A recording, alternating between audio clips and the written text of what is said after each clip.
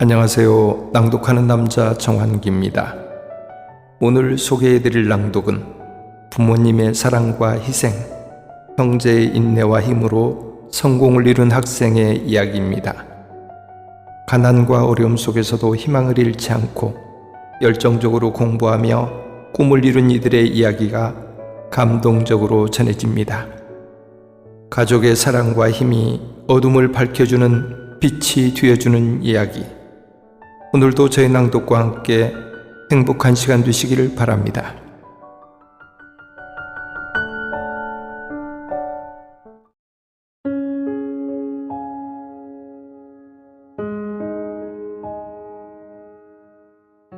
시장에서 생선 파는 엄마.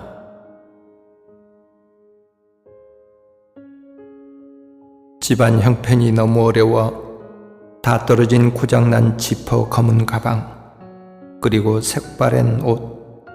내가 가진 것 중에 해지고 낡아도 창피하지 않은 것은 오직 책과 영어 사전뿐이다.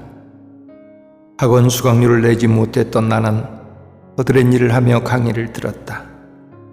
수업이 끝나면 지우개를 들고 이 교실 저 교실 바쁘게 옮겨 다녀야 했고, 수업이 시작되면 머리에 하얗게 분필 가루를 뒤집어 쓴 채 맨 앞자리에 앉아 열심히 공부했다. 엄마를 닮아 숫기가 없는 나는 오른쪽 다리를 심하게 절고 있는 소아마비다. 하지만 난 결코 움츠리지 않았다.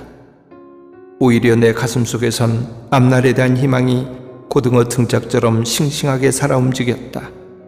짧은 오른쪽 다리 때문에. 뒤뚱뒤뚱 걸어다니며 가을에 입던 잠바를 한겨울에까지 입어야 하는 가난 속에서도 나는 이를 악물고 손에서 책을 놓지 않았다. 그러던 추운 어느 겨울날, 책 살 돈이 필요했던 나는 엄마가 생선을 팔고 있는 시장에 찾아갔다.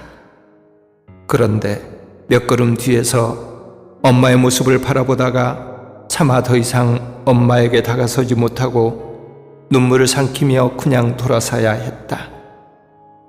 엄마는 낡은 목도리를 머리까지 칭칭 감고 질척이는 시장바닥에 좌판에 돌아앉아 김치 하나로 차가운 도시락을 먹고 계셨던 것이다. 그날 밤 나는 졸음을 깨우려고 몇 번이고 머리를 책상에 부딪혀가며 밤새워 공부했다. 가엾은 나의 엄마를 위해서. 내가 어릴 적에 아버지가 돌아가신 뒤 엄마는 형과 나 두 아들을 힘겹게 키우셨다. 형도 나와 같은 장애인이다. 중증 뇌성마비인 형은 심한 언어장애 때문에 말 한마디를 하려면 얼굴 전체가 뒤틀려 무서운 느낌마저 들 정도이다. 그러나 형은 엄마가 잘하는 과일 도매상에서 리어가로 과일 상자를 나르며 어려운 집안 살림을 도왔다. 그런 형을 생각하며 나는 더욱 이를 악물고 공부했다. 그 뒤 시간이 흘러 그토록 바라던 서울대에 합격하던 날, 나는 합격 통지서를 들고 제일 먼저 엄마가 계신 시장으로 달려갔다. 그날도 엄마는 좌판을 등지고 앉아서 꾸역꾸역 차디찬 도시락을 드시고 있었다.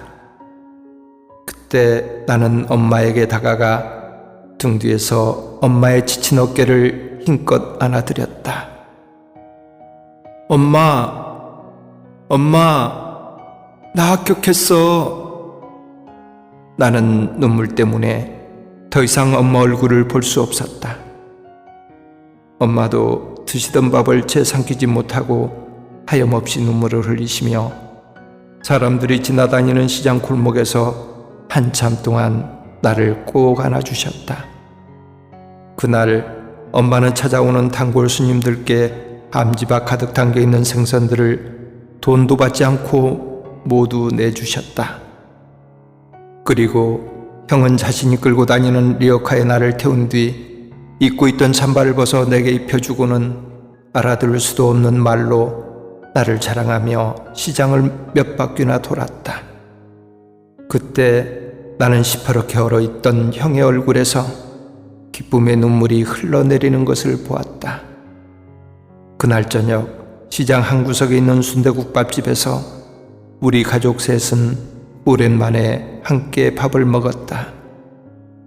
엄마는 지나간 모진 세월의 슬픔이 복받치셨는지 국밥 한 그릇을 다 들지 못하셨다. 그저 색바른 국방색 전대로 눈물만 찍으며 돌아가신 아버지 얘기를 꺼냈다. 너희 아버지가 살아있다면 기뻐했을 텐데 너희들은 아버지를 이해해야 한다. 원래 심성이 고운 분이다. 그토록 모질게 엄마를 때릴 만큼 독한 사람은 아니었어. 계속되는 사업 실패와 지겨운 가난 때문에 매일 술로 사셨던 거야. 그리고 할 말은 아니지만 하나도 아닌 둘씩이나 몸이 성치 못한 자식을 둔 아비 심정이 오죽했겠냐. 내일은 아침 일찍 아버지께 가봐야겠다. 어서 이 기쁜 소식을 얼른 알려야지. 내가 어릴 때 부모님은 자주 다투셨는데 우리들 앞에서 엄마를 때렸다. 그러다가 하루 종일 겨울비가 내리던 어느 날 아버지는 아내와 자식들에 대한 죄책감으로 유서 한 장만 달랑 남긴 채 끝내 세상을 버리고 말았다. 고등학교 졸업식 날, 나는 우등상을 받기 위해 단상 위로 올라가다가 중심이 흔들리는 바람에 그만 계단 중간에서 넘어져 바닥으로 떨어졌다. 움직이지 못할 만큼 온 몸이 아팠다. 그때 불이 나게 달려오신 엄마가 눈물을 글썽이며 얼른 나를 일으켜 세우셨다. 잠시 뒤 나는 흙 묻은 교복을 털어주시는 엄마를 힘껏 안았고 그 순간 내 등 뒤로 많은 사람들의 박수 소리가 들려왔다. 한 번은 새벽부터 늦은 밤까지 도서관에서 공부하다가 컵라면으로 배를 채우기 위해 매점에 들렀는데 여학생들이 여럿 앉아 있었다. 그날따라 절룩거리며 그들 앞을 걸어갈 자신이 없었다. 구석에 앉아 컵라면을 먹고 있는 내 모습이 측은해 보일까봐, 그래서 혹시 나도 모르게 눈물이 나올까봐 주머니 속의 동전만 만지작거리다가 그냥 열람실로 돌아왔다. 그리곤 흰 연습장 위에 이렇게 적었다. 어둠은 내릴 것이다. 그러나 나는 그 어둠에서 다시 밝아질 것이다. 이제 내게 남은 건 굽이굽이 고개 넘어 풀꽃과 함께 누워 계신 내 아버지를 용서하고 지루한 어둠 속에서도 꽃등처럼 환히 나를 깨워준 엄마와 형에게 사랑을 되갚는 일이다. 지금 형은 집안일을 도우면서 대학 진학을 목표로 열심히 공부하고 있다. 아무리 피곤해도 하루 1시간씩 큰 소리로 더듬더듬 책을 읽어가며 좀처럼 나아지지 않는 발음에 대한 희망을 버리지 않은 채 오늘도 나는 온종일 형을 도와 과일 상자를 나르고 밤이 돼서야 일을 마쳤다. 그리고 늦은 밤 집으로 돌아오는 버스 안에서 어두운 창밖을 바라보며 문득 앙드레 말로의 말을 떠올렸다. 오랫동안 꿈을 그리는 사람은 마침내 그 꿈을 닮아간다라는 너무도 아름다운 말을. 이 글은 서울대학교 합격자 생활수기 공모 글입니다.